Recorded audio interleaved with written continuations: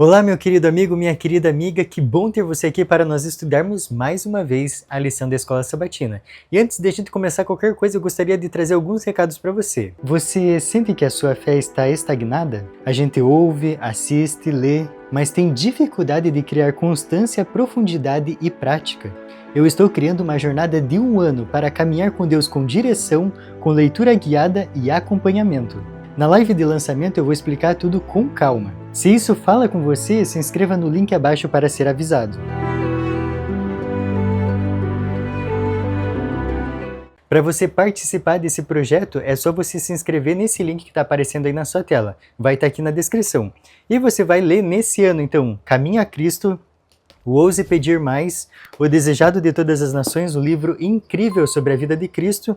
Nós vamos ler também Atos dos Apóstolos, Parábolas de Jesus e vamos finalizar com o Grande Conflito. Então, para você ler todos esses livros, então é só você clicar no link e se inscrever e você vai participar do grupo de lançamento, ok? O nosso lançamento vai acontecer no dia 7 de fevereiro, às 20 horas. Então, para você não perder, já se inscreve que você vai receber esses recados por lá. E o nosso segundo recado é que agora nós temos cortes dos vídeos da lição no Instagram e no TikTok. Então você pode assistir lá e compartilhar também para ajudar o canal a chegar mais longe, ok? Feito então os nossos recados, vamos para a lição? Então já pegue aí a sua lição, a sua Bíblia e uma caneta que vai ser bem legal esse estudo, tá? O título dessa semana é Vida e Morte. E para a gente começar, vamos fazer uma oração? Grandioso Pai, nosso querido Deus, nós queremos te agradecer pela oportunidade de estudarmos a sua palavra. Pedimos que esteja conosco neste momento, abrindo os nossos corações para que possamos ouvir a sua voz. Em nome de Jesus, amém. Tem um estudo no quadro Ensinos de Jesus que a gente tem aqui no canal que você pode complementar o estudo que a gente vai fazer hoje, que fala sobre a morte. Eu vou deixar no card aqui em cima para você ter acesso. Vamos então para o nosso verso para memorizar, que está lá em Filipenses 1:21, e olha só o que diz. Porque para mim o viver é Cristo e o morrer é lucro. Muitos afirmam que a morte é uma parte natural da vida, mas isso é mentira. Assim como a destruição não é o propósito original de um carro. Paulo declarou de maneira enfática que Cristo morreu para que derrotasse aquele que tem o poder da morte, isto é, o diabo, e libertasse aqueles que durante toda a vida estiveram escravizados pelo medo da morte. Embora disposto a morrer por Cristo, o mais importante na vida de Paulo era pregar de Cristo e honrar ele, tanto na vida quanto na morte. Tem uma parte aqui muito importante na lição que a gente precisa refletir, olha só o que diz. A vida é curta e precisamos causar o maior impacto possível para o reino de Deus, no tempo que Ele nos concede. E aí, o que você tem feito pelo reino de Deus? É importante que você reflita nisso, porque Ele já fez tudo. Agora nós precisamos fazer a nossa parte. Vamos para a nossa parte de domingo, que vai trazer o título Cristo será engrandecido. Então vamos para a nossa Bíblia para ler Filipenses 1, versículos 19 e 20. Porque estou certo de que isto mesmo, pela vossa súplica e pela provisão do Espírito de Jesus Cristo, me redundará em libertação, segundo a minha ardente expectativa e esperança de que em nada serei envergonhado. Antes, com toda a ousadia, como sempre, também agora, será Cristo engrandecido no meu corpo, quer pela vida, quer pela morte. Que verso espetacular, né? Embora ele não fosse criminoso, ele já estava acostumado a ser preso. E olha só, a gente vai continuar a nossa leitura agora lá em 2 Coríntios 11, versículos 23 a 27. E você vai entender que a gente reclama por nada. Olha só o que diz. São ministros de Cristo? Falo como fora de mim. Eu ainda mais, em trabalhos, muito mais em prisões, em açoites sem medida, em perigos de morte muitas vezes, 5 vezes recebi dos judeus uma quarentena de açoites menos 1, fui 3 vezes fustigado com varas, 1 vez apedrejado, em naufrágio 3 vezes, 1 noite e 1 dia passei na voragem do mar, em jornadas muitas vezes, em perigos de rios, em perigos de salteadores, em perigos entre patrícios, em perigos entre gentios, em perigos na cidade, em perigos no deserto, em perigos no mar, em perigos entre falsos irmãos, em trabalhos e fadigas, em vigílias muitas vezes, em fome e sede, em jejuns muitas vezes, em frio e nudez. Olha só o tanto que Paulo sofreu e mesmo assim ele escreveu, em tudo dai graças. Contudo, para que ninguém achasse que esses sofrimentos eram a sua maior preocupação, ele continua no versículo 28. Além das coisas exteriores, há o que pesa sobre mim diariamente, a preocupação com todas as igrejas. Olha só que baita exemplo que a gente tem aqui. Você notou então qual era a verdadeira preocupação dele? A preocupação dele era com as igrejas. E é interessante que, mesmo sofrendo tudo aquilo, a paciência e o bom ânimo de Paulo durante sua longa e injusta prisão, bem como sua coragem e fé, eram um constante sermão. E aí, que tipo de testemunho de Jesus você tem dado? O que as pessoas veem na sua Bíblia para você que se diz cristão? Tem um verso lá em Êxodo 20, que é o terceiro mandamento.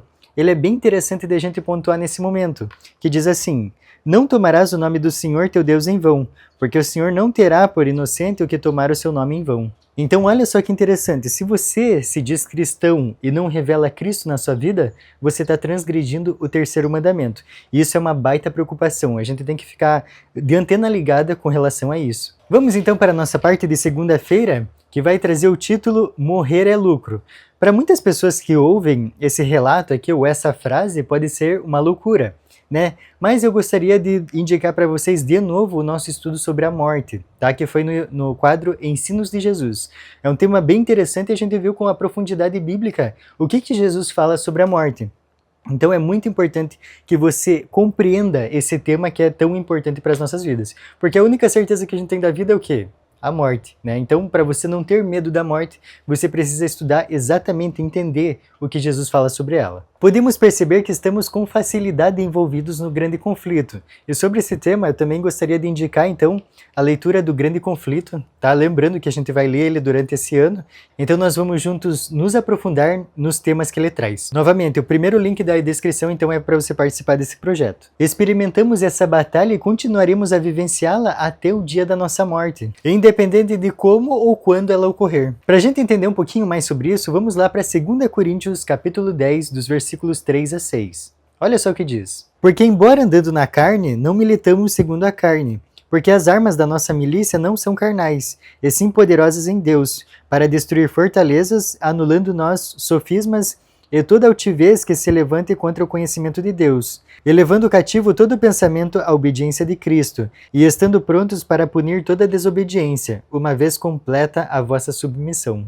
As armas espirituais mais poderosas são as ideias, sejam elas corretas ou incorretas. Por quê? Porque as ideias moldam o caráter. E você pode perceber isso muito claramente, porque a ideologia corrompe os costumes. Você viu como as ideias são um perigo? Por isso que as nossas ideias precisam estar pautadas na Bíblia. E como que você vai saber que a sua ideia está de acordo com a Bíblia? Se você fizer um cronograma para estudar a Bíblia todos os dias. Assim você vai saber exatamente o que Deus quer para a sua vida.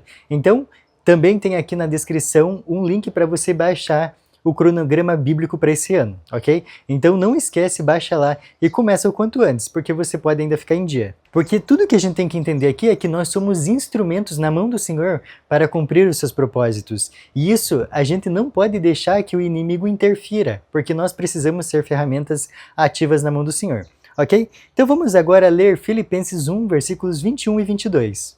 Porquanto para mim o viver é Cristo, e o morrer é lucro. Entretanto, se o viver na carne traz fruto para o meu trabalho, já não sei o que hei de escolher. Uma vez que a batalha é espiritual, nós estamos envolvidos então numa guerra de ideias e valores. No entanto, Cristo já conquistou a vitória para nós. Enquanto estivermos conectados a Ele, jamais seremos derrotados, mesmo se morrermos. Paulo entregou sua vida e seu futuro a um tribunal superior, o que o levou a não se importar o que acontecesse com ele aqui na Terra, por mais injusto que fosse. E aí, será que nós temos esse sentimento também de não nos importar com o que acontece aqui porque Deus está segurando tudo? A gente prova que confia em Deus quando descansa mesmo em meio à tribulação. Vamos então para a nossa parte de terça-feira que vai trazer o título Viver e Morrer por Cristo. E aí, será que você tem vivido ou morreria por Cristo? É importante que você pense nisso. Vamos então lá para Filipenses agora dos versículos 23 e 24 do mesmo capítulo, o capítulo 1. Ora, de um e outro lado estou constrangido, tendo o desejo de partir e estar com Cristo, o que é incomparavelmente melhor, mas por vossa causa é mais necessário permanecer na carne. Essa passagem tem sido muito mal interpretada por séculos. No verso para memorizar dessa semana, Paulo falou a diferença entre viver e morrer. O cristão vive para Cristo e pode até morrer por ele. Nesse sentido, a morte é lucro, pois nosso testemunho se torna mais convincente e poderoso. Quando estamos dispostos a dar a nossa vida por alguma crença, provamos que a nossa fé é verdadeira. Porque ninguém morre por algo que não acredita, obviamente. Para não restar dúvida do que acontece após a morte, eu gostaria de fazer um estudo rápido com você Eu gostaria que você pegasse a tua Bíblia e abrisse lá em Eclesiastes, capítulo 9, versículo 5. Tá? Para a gente não sair daqui com dúvida a respeito da morte. E ainda tem o vídeo que a gente fez com mais profundidade sobre a morte, tá? Que vai estar aqui também na descrição do vídeo. Mas olha só o que diz então em Eclesiastes 9:5. Porque os vivos sabem que hão de morrer, mas os mortos não sabem coisa nenhuma, nem tampouco terão eles recompensa, porque a sua memória jaz no esquecimento. Então esse verso está falando para nós que não tem memória nenhuma após morte. Aqui diz claramente que a pessoa morre e descansa. Então não tem nenhuma relação com os vivos. Mas a gente vai complementar essa informação com João capítulo 5, versículos 28 e 29. Que é importante que a gente conheça o contexto quando Jesus vai falar sobre a morte, tá? Então João capítulo 5, versículos 28 e 29. Não vos maravilheis disto, porque vem a hora em que todos os que se acham nos túmulos ouvirão a sua voz e sairão, os que tiverem feito o bem para a ressurreição da vida e os que tiverem praticado o mal para a ressurreição do juízo. Você percebe que o verso diz claramente que os mortos vão ficar nos túmulos até um horário específico ou até um tempo específico? Interessante, né? Tá tudo na Bíblia, então por isso que eu falo para você assistir esse estudo que nós fizemos com profundidade sobre a morte no nosso quadro Ensinos de Jesus. E para finalizar, então, essa parte aqui, eu gostaria de mostrar para você como que Deus interpreta a morte, que está um pouquinho mais para frente em João 11:11. Isto dizia e depois lhes acrescentou: Nosso amigo Lázaro adormeceu, mas vou para despertá-lo. Disseram-lhe, pois, os discípulos: Senhor, se dorme estará salvo. Jesus, porém, falara com respeito à morte de Lázaro. Mas eles supunham que tivesse falado do repouso do sono. Então Jesus lhe disse claramente: Lázaro morreu. Então vamos fazer uma suposição aqui. Vamos supor que Lázaro foi para o céu depois que morreu. Então pense que ele está lá no céu, né, porque ele era amigo de Jesus, então era uma pessoa próxima dele. Ele está lá se divertindo, tendo as glórias do paraíso, e aí depois de 4 dias aqui na terra, Jesus vai ressuscitar ele. Então é como se puxasse ele lá de cima para voltar? Então imagina que ele está desfrutando e um anjo chega para ele com uma má notícia. Olha, Lázaro, você está aqui se divertindo, mas você vai ter que voltar para a terra. Isso faz alguma lógica? Você consegue perceber que esse tipo de ensinamento é antibíblico?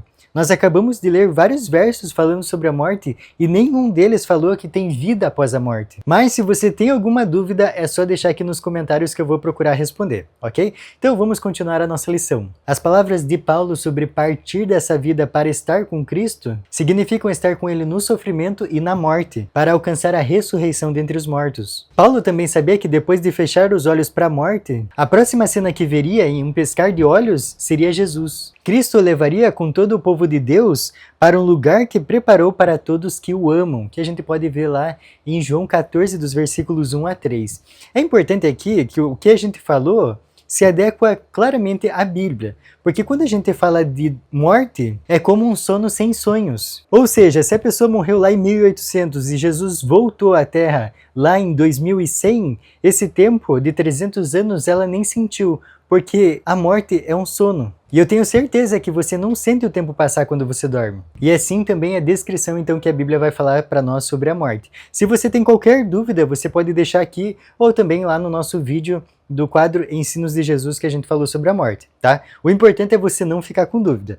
Vamos avançar então para a nossa parte de quarta-feira, que vai trazer o título Permaneçam firmes na unidade. A última oração de Jesus feita pelos discípulos girou em torno de um tema central, a unidade. Isso você pode ver lá em João 17, tá? Que vai falar sobre a oração sacerdotal de Jesus. E o verso 19 é incrível. Claro, tem vários versos muito bonitos, mas tem um que eu me pego muito, que é o 19, que diz que a favor deles eu me santifico a mim. Então esse é muito interessante, porque se a gente pensar, quando você está, por exemplo, fazendo 10 dias de oração, lendo a Bíblia diariamente, você vai se santificando e com isso você vai santificando também os seus irmãos. Então é muito importante que a gente preste atenção em cada verso que ele fala lá. Porque imagina, é uma oração do próprio Jesus. E para continuar a nossa lição, nós vamos lá para Filipenses novamente, capítulo 1, versículo 27 agora. Olha só o que diz. Vivei acima de tudo por modo digno do Evangelho de Cristo, para que, ou indo ver-vos, ou estando ausente, ouça no tocante a vós outros que estáis firmes em um só espírito, como uma só alma, lutando juntos pela fé evangélica. Assim como Jesus falou da unidade, Paulo também vai falar sobre a unidade, importantíssimo para uma igreja forte. A palavra grega traduzida como vivam de modo digno significa viver como cidadão, mas não um cidadão de uma nação terrestre, mas sim da nação celestial. O Sermão do Monte apresenta várias características das pessoas que vivem como cidadão do céu. Olha só que legal! Ser pobre em espírito, ser manso, ter fome e sede de justiça, ser misericordioso, puro de coração e pacificador, e ter a atitude de virar a outra face, amar os inimigos, bendizer os que nos amaldiçoam e fazer o bem aos que nos odeiam. Olha só, essas são características então de pessoas que vão morar no céu. E aí, você consegue ver essas características na sua vida? Faz um checklist e vai anotando quais você tem e quais você não tem. Peça a Deus que Ele vai te dar. Vamos então para a nossa parte de quinta-feira, unidos e destemidos. A estratégia de Satanás é dividir para conquistar. A desunião é mortal. Isso a gente pode ver lá em Marcos 3, versículo 25, que o próprio Jesus vai falar para nós. Se uma casa estiver dividida contra si mesma, tal casa não poderá subsistir. Esse é um princípio bem simples que Satanás tenta nos fazer esquecer. Não devemos nos sentir de forma alguma intimidados pelos adversários. Satanás é um inimigo derrotado. Mesmo se tivermos que morrer por nossa fé, nada pode nos prejudicar se formos zelosos na prática do bem. O diabo é impotente para impedir o avanço da verdade de Deus. A vida nesse mundo de pecado é difícil, mesmo para pessoas que estão extremamente próximas de Deus. Aqui a gente pode ver alguns exemplos. Por exemplo, Jó, Paulo, os discípulos e tantas outras pessoas que sofreram mesmo por estarem perto de Jesus. Ainda assim, é melhor sofrer por Cristo do que por qualquer outra razão. E isso fica bem óbvio, né? Porque sofrer por Cristo gera uma recompensa. Vamos então para a nossa última parte, nosso estudo adicional? Para finalizar nossa lição de hoje, eu não vou pegar um texto ali do nosso estudo adicional. Eu vou aqui para trás no comentário de Ellen White, ok? Tem um texto aqui bem fascinante para a gente refletir e finalizar nossa lição. Olha só o que diz. Não nos é possível medir quão mais profundas seriam nossas aflições, quão maiores nossas misérias, não nos houvesse Jesus rodeado com seu braço humano de compaixão e amor e nos erguido. Então, se a vida é difícil, imagina se a gente não tivesse Jesus e fosse largado na mão de Satanás. O quão pior e terrível seria. A gente tem que agradecer Deus diariamente por enviar Jesus para morrer por nós. Esse presente nem em 1 bilhão de anos nós conseguiríamos pagar só agradecendo a todo instante. Então é importante que você faça a sua parte no ministério da pregação do Evangelho, porque é isso que vai nos levar cada vez mais perto dele, cada vez mais perto do dia da sua volta. Eu espero que você esteja fazendo a sua parte, porque eu estou fazendo a minha. Eu fico por aqui e te espero na próxima semana para nós continuarmos essa lição que está tão fascinante. Até mais!